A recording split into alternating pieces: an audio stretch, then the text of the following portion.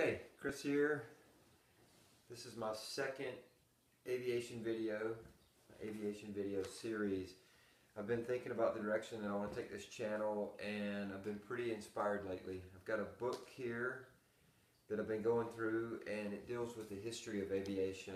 I've read through the first 8 chapters, and I'm reading about the pioneers of aviation, going back to the days even before the Wright brothers. And so far, every pioneer that I've read about has probably a lot of things in common, but one thing in common that they've got is passion. I know a lot of professionals in the field, and most of these people are passionate about what they do.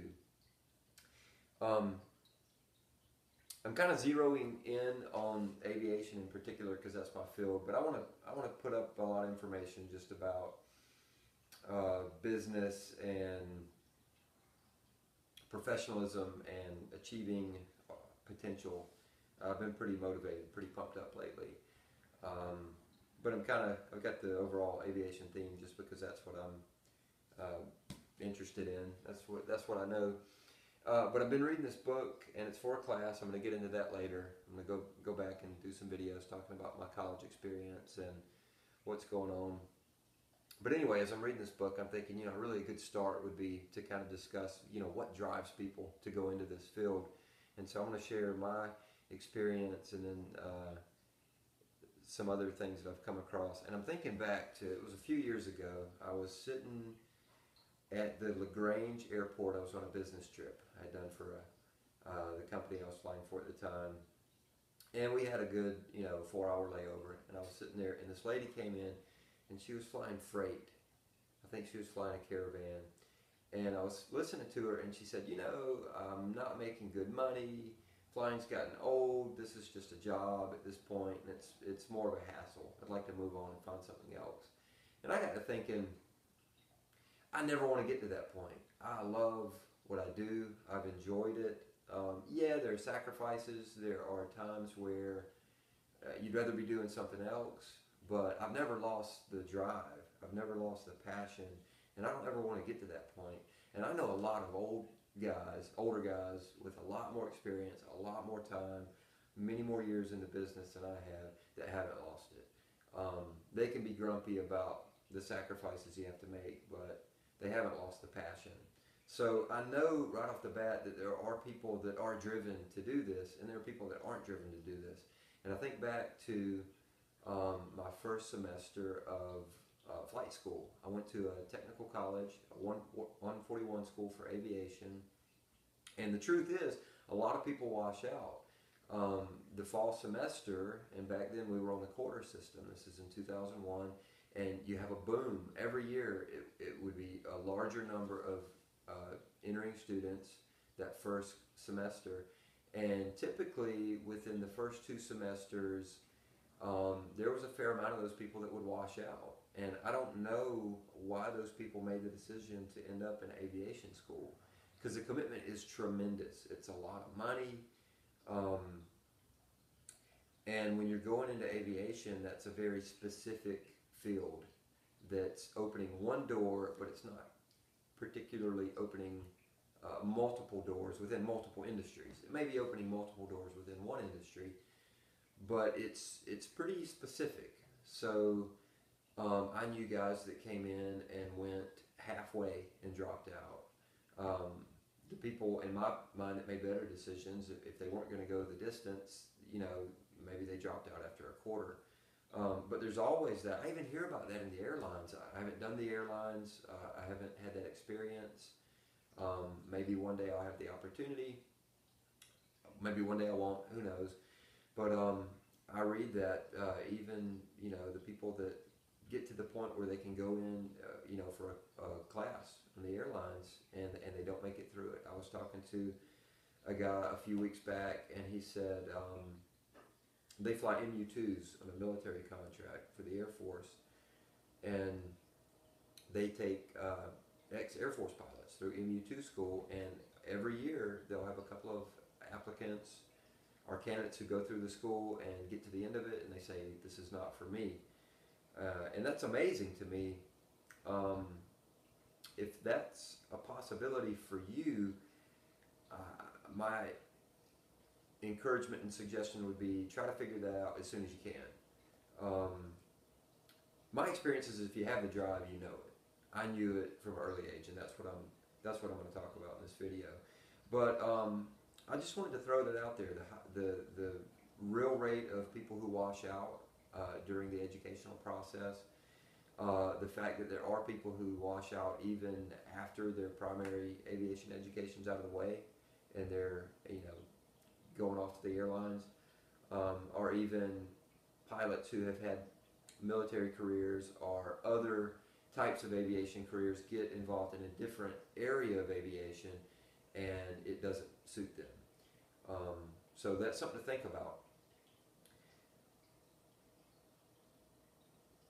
Okay, I've gone over the people who dropped out during primary education at 141 school. And the other thing I wanted to hit on is the advice that I got from a high school guidance counselor. So right before graduation, I was in her office and I said, hey, I've sent off applications to these schools, but I'm going to go to Georgia Aviation Technical College. I'm going to go to college. I'm going to go to school specifically for aviation. And she said, oh, Chris, I don't know if that's a good idea. I would advise you against that. And I said, why? And she said, well, if you go to a university, then you get a well-rounded education that opens up a ton of doors. And at that point, you have like the baseline college education that allows you to springboard off into many different industries, and then you can kind of pick and choose. You're going to be growing and maturing and learning over the next few years. And so college is a good place to kind of cover all your bases, keep all your doors open. Whereas if you go this technical college route, that's a trade. You're going to a trade school to learn to fly airplanes. And that's for the guy who has tunnel vision. And if you think that it's possible that you could end up doing other things, then the college route would be better. And she's like, my personal advice as a guidance counselor is that you should keep as many doors open as possible and go the university route. And a light bulb went off, and I said, technical school is for me. I have tunnel vision. I don't foresee doing anything else. That's all I want to do is fly airplanes. I know guys that did it the other way. I had a guy contact me before we went into our first semester about maybe rooming together, and he had graduated from Georgia Southern with a 4-year degree, and he was going into 141 school. And in his case, it turned out to be great. To me, the downside of that is you get into the field a few years later, and you start flying later. There's other ways to do that too. I know of guys who went to college and then they were doing some of their flight training on the side. Now that's going to slow down your speed of progression on the aviation side, but the 4-year degree is very valuable. So everybody takes different paths, but I want to talk to you in this video specifically about drive and about passion.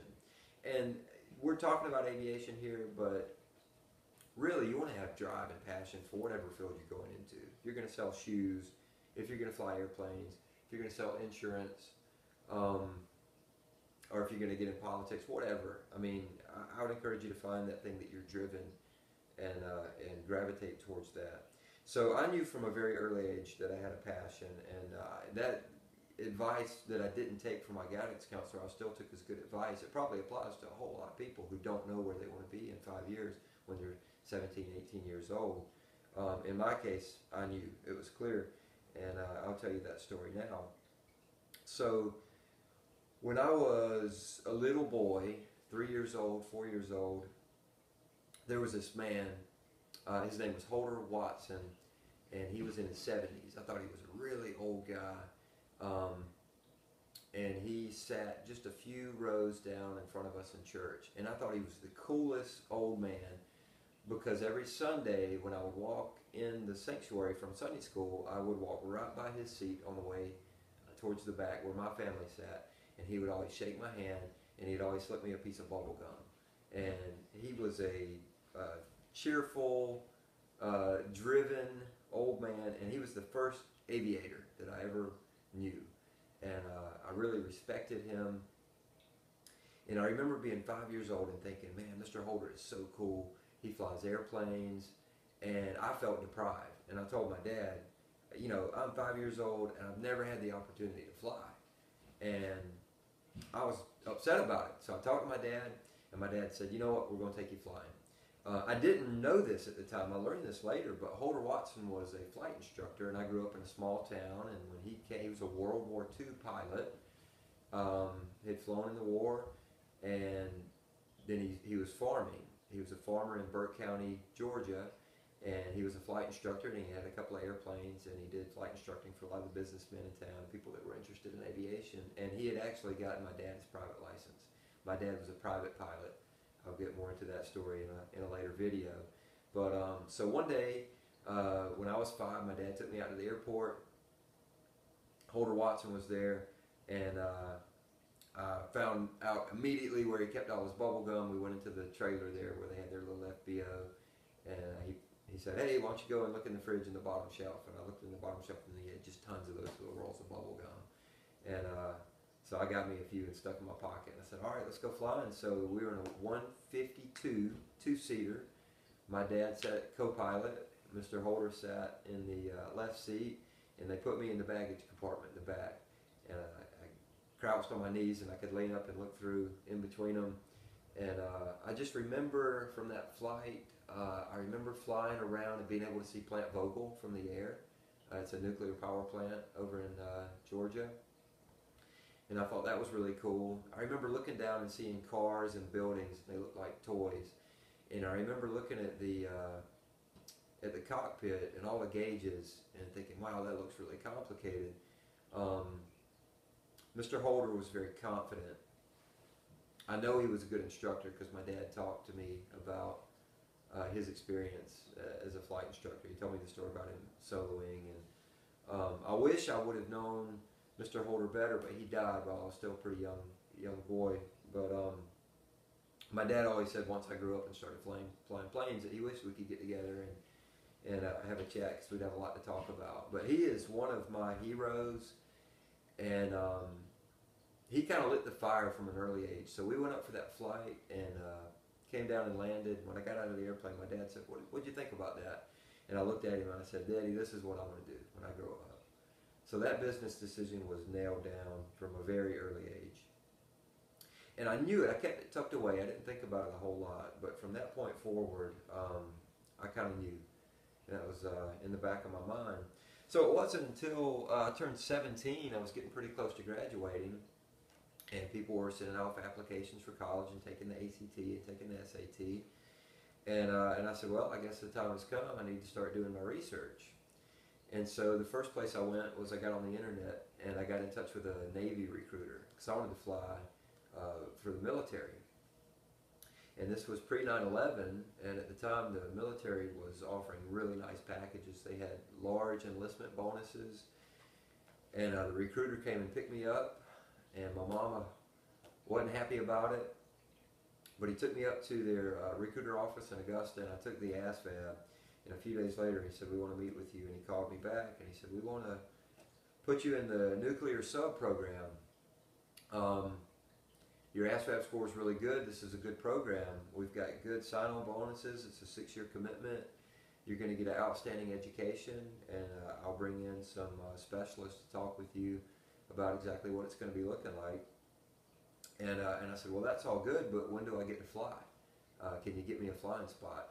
And he said, well, the only problem with that is your eyesight, and we can't guarantee flying slots to people who need corrective lenses. And I said, well, can you get me a waiver? And he said, well, we might be able to get you a waiver, but you have to enlist first. And so I thought about it, and my dad and I talked about it, and sometimes I regret this decision. I've thought back on it, and it's a really good opportunity that I did not move forward on, but at the time I had tunnel vision, and I said, well, if there's no guarantee that I'm going to get to fly airplanes, I think I'll find another way. So looking back, you know, I don't know. People always say, would you have done something differently?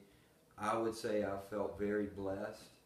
I'm very thankful for the opportunities that I've had, the family that I have now because of the decisions I've made and where I was and when I was. So there's so many different variables. But you know, if I were talking to myself now back in that position 15 years ago, or not quite 15 years ago, maybe 12 years ago, I'd say, you know, think hard about it. You know, those big opportunities don't come around. And at that time, it was a very good opportunity. The enlistment bonus, the education, and the ability to get started on a military career that young. The guys I know that do it, just, I mean, it's an outstanding opportunity. The guys and girls that I know that are military are just outstanding. I mean, that's one thing the U.S. does really well. The training, I mean, our military's first class. So having missed the opportunity to do that, sometimes I think back on that. But anyway, so I started looking around, and I found out that there were a lot of flying schools. I found out that Embry-Riddle was a great option. I heard that it was referred to as the Harvard of aviation. I started getting promotional videos, and I got really excited about maybe going to college in Daytona Beach. Embry-Riddle was awesome, and I actually went down there and toured the school, but I found out that it wasn't in our budget. It wasn't going to work for me. So I was able to find out about Georgia Aviation Technical College, which was in-state, so I had in-state tuition. I was only a couple hours from home, and it was a very good fit for me. Now I think back to my time there, and even the instructors, there were instructors who were driven, who had the passion. They were the guys that were there at 5 o'clock in the morning to get that flight in before the fog rolled in at 7. So before anybody else showed up to school, they already had, you know, a lesson knocked out. So those driven instructors would gravitate towards the students who were driven, and there were people who were just making progress. Boom, boom, boom, knocking lessons out and moving forward. Those are the guys now who are captains on 767s. I don't know anybody that's flying a 747. I do know a 767 captain. I know a guy who manages a flight department for a company. They fly everything from King Airs to Gulfstreams to Learjets, and he's my age. It's amazing. I know another guy that's flying right seat all over the world on a Gulfstream, a G4. I got another buddy that's managing a flight department, and they fly a beach jet. It's a one airplane flight department, kind of a small operation, but I mean, what a job managing a beach jet. So, you know, these are the people that were driven. I know a girl, and I found out recently that she works for Virgin Airlines. I've got another female classmate who is flying C-17s. I haven't been in touch with her in the last few years, but she was driven. We would study together. We were both serious about what we were doing. Now, I knew a lot of other people that were not serious, and they didn't make it. You know, they spent thousands of dollars. They were there for 6 months or 9 months, and it wasn't for them. And it's just, it blows my mind how, you know, that's just a tremendous error when you look at the investment that's wasted for someone who goes that far in and then walks away from it. So, so passion. If you're passionate about it, that's something that I knew. If you don't know, discovery flights, you know, going to your local airport, getting with a flight instructor and going and doing 5 or 10 hours, you know, before you commit to a 2-year program. There's ways to find out what you enjoy, what you're interested in. And I think you should be exposed to your field before you actually make a big investment in going into your field. Another kind of milestone for me along the way was at age 12. My granddaddy lived in Cordell, Georgia, and they had a swimming pool. And Cordell, Georgia apparently is one of the stops on the routes for the glider air races. I don't know much about this. I remember him telling me at the time, though, that the gliders would do these long cross-country races where they would, you know, they would take off from somewhere, and then they would have check-ins, and they would go point to point to point across the country, maybe across the southeast. Maybe it was just a Georgia thing, but Cordell was one of the checkpoints, and so we would sit out at the pool and look up and we'd see gliders, and they'd get into thermals and go round and round and round and round, and I was like, that's so cool. And so one day he's like, well, let's ride out there to the airport and see if we can meet some of those guys that fly these things. And what he didn't know was there was a guy there with a two-seater glider that was a rated instructor. And so we got out there and he said, hey, would you like to go up in this thing? And I said, absolutely, I would like to go up in this thing. How much is it? And I figured it was really expensive. And he said, well, you know, the glider doesn't burn any fuel. We don't have an engine, so you just have to pay the tow fee to get the thing, you know, up to altitude. And so it's a $30 fee. They hook a tow cable up to a Cessna, and we took off and went up to, I think it was about 3,000 feet. They turned the cable loose, and then we go and find the thermal, and we went round and round and round and round to climb. And I think we spent 45 minutes or an hour in a glider, and I've got pictures from that. So I would have been about 12. My sister also went up in the glider. She was 9 at the time, just fearless. My sister is awesome.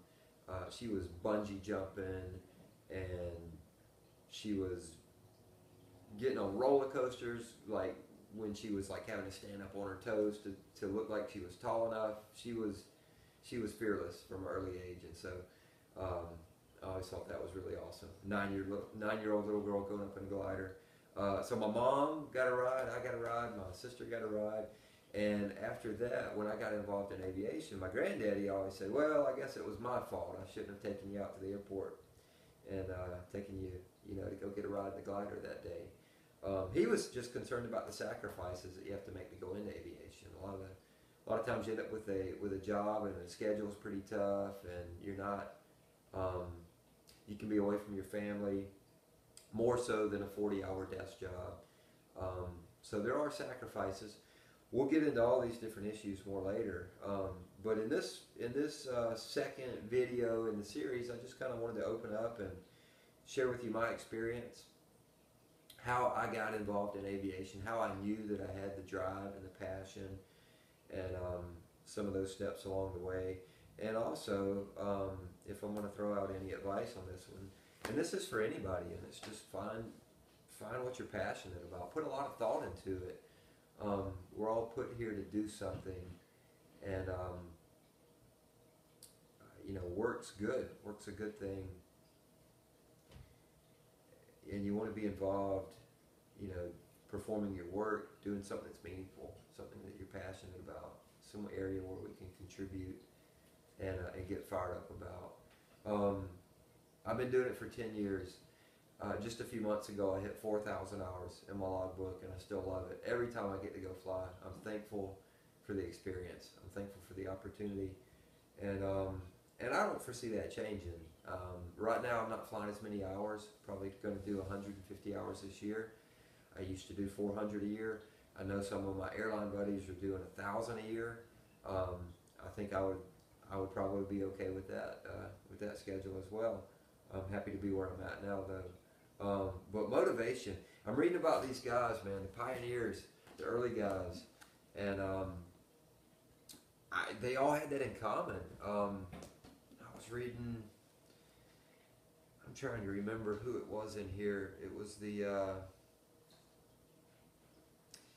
I think it was Alexander Graham Bell, and he had formed, I forget the name of the organization, but it was a society developed, dedicated to the development of aviation in the early days, and he made some statement that you know we work and we talk airplanes, and we're driven for